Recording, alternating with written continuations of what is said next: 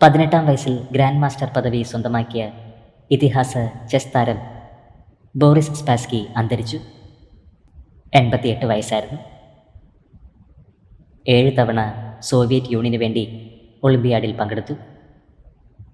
3 തവണ ഫ്രാൻസിനായും മത്സരിച്ചു. 1956 Boris Spassky professional പോരാട്ടത്തിൽ അരങ്ങേറ്റം കുറിച്ചത്. 1969 മുതൽ 72 വരെ ലോക ചെസ് ചാമ്പ്യനായിരുന്നു ഇദ്ദേഹം.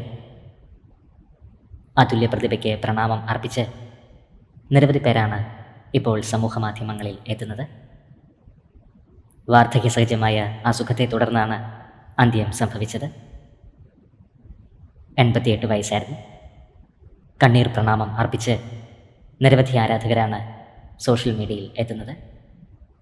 ബോറിസ് സ്പാസ്കിയുടെ ആത്മാവിന് നിത്യശാന്തി ലഭിക്കട്ടെ എന്ന് നമുക്ക് പ്രാർത്ഥിക്കാം.